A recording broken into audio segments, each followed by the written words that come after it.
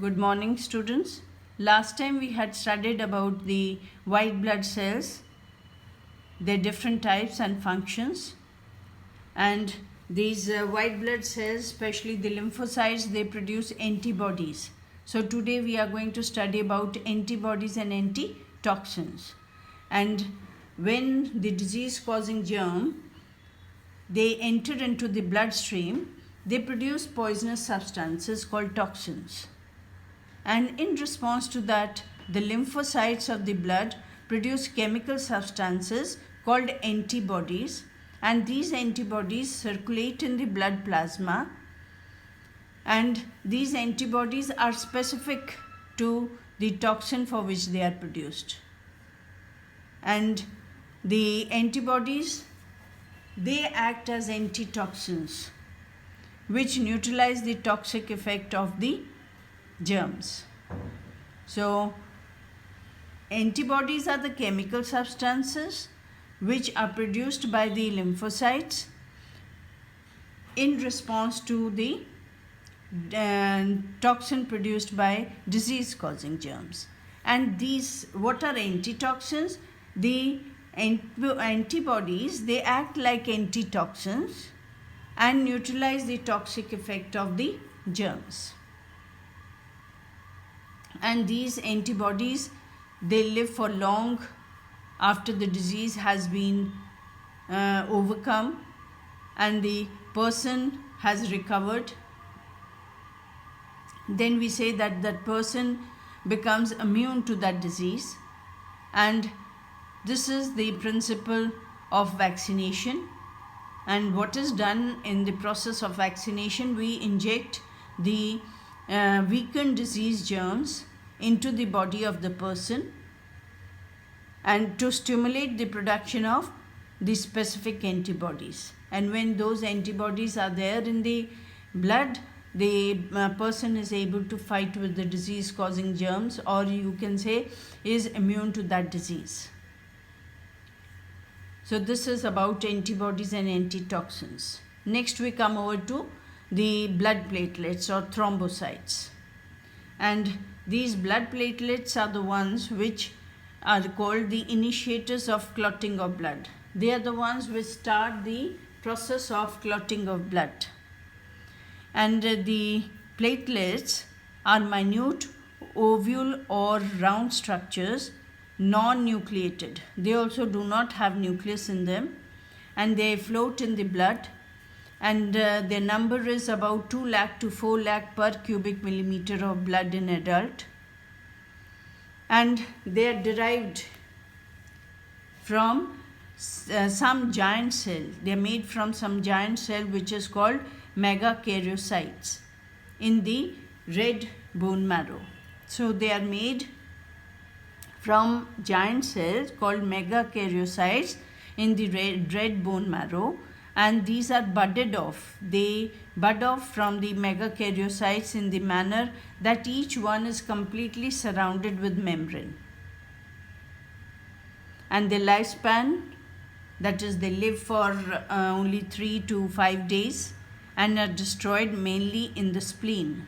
Spleen is a lymphatic organ located in the abdomen, and they are very important in clotting of blood.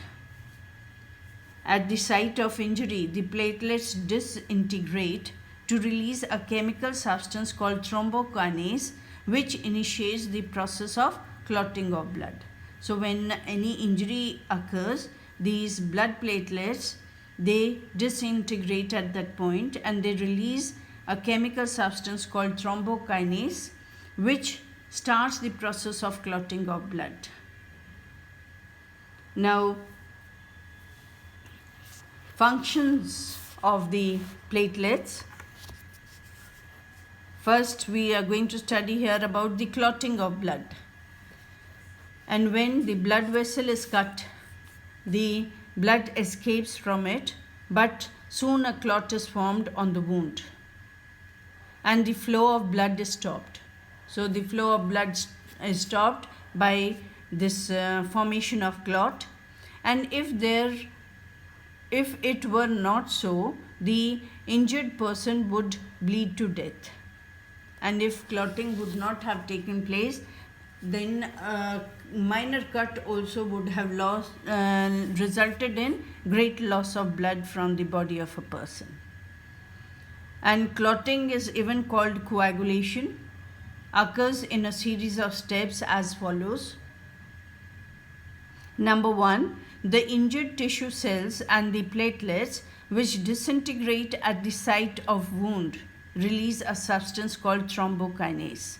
So these, at the place where the cells get injured, the platelets, they disintegrate and they release a chemical substance called thrombokinase, and it is even called thromboplastin, and recently it's even called factor X or Stott factor. So by any one of these names we can write, or the question can be asked. Then the thrombokinase acts as an enzyme, and with the help of calcium ions present in the plasma, it converts the substance prothrombin of the plasma into thrombin. Prothrombin is inactive and it is converted into thrombin, which is active. So this thrombokinase, it acts as an enzyme, and with the help of the calcium ions which are present in the plasma, converts the inactive prothrombin of the plasma into active thrombin.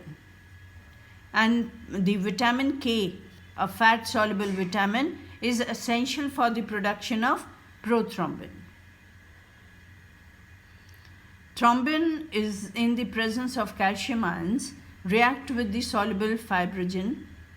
So thrombin, again in the presence of the calcium ions, reacts with the soluble fibrinogen of the plasma to convert it into insoluble fibrin.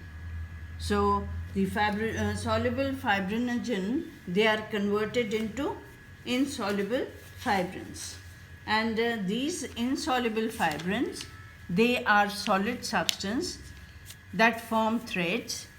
So they are solid substance that form threads like this, and these threads form, or these fibrin form a kind of mesh like this. So a mesh is formed, and these microscopic threads of the fibrin are sticky and form a network that is mesh at the wound. Now the blood cells in the network of the fibrin, they are trapped. So blood cells, they get trapped in the network of these fibrins, and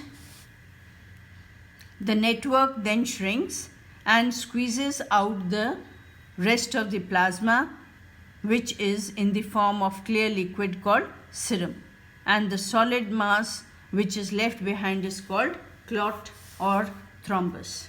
So when a mesh is formed, the blood cells, they get trapped in that mesh, and this network gets shrink and squeeze out the plasma which is there in it, and it is squeezed out as clear liquid, and that clear liquid is called serum, and the solid mass which is left behind is called clot or thrombus. You all must have seen when you get hurt and a clot is formed, then clear fluid comes over that clot. That is nothing but serum. So this is about the clotting of blood. Now, blood clotting in a test tube. If some blood is taken in a test tube, a clot will form in the usual way, and the serum squeezed out from the clot will collect on the surface. If you take blood in a test tube and just stir it a little, you will see clot is formed and clear liquid or serum comes on the surface. And it is a wrong notion that clotting is dependent on the exposure of the blood to air. So if we say that blood clots only when it comes in contact with the air or when it is exposed to air, no. Blood clots when it flows over rough surface also. And in case of the blood vessels, when the blood flows in the blood vessels and there is deposition of cholesterol in the blood vessels, so the surface of the blood vessel becomes rough, and when blood flows over this rough surface, then also clotting of blood takes place. So in fact, clotting can be caused by the movement of the blood over a rough surface as on cholesterol deposit or inside the blood vessels of the blood vessels. And next is hemophilia, which we'll do next time.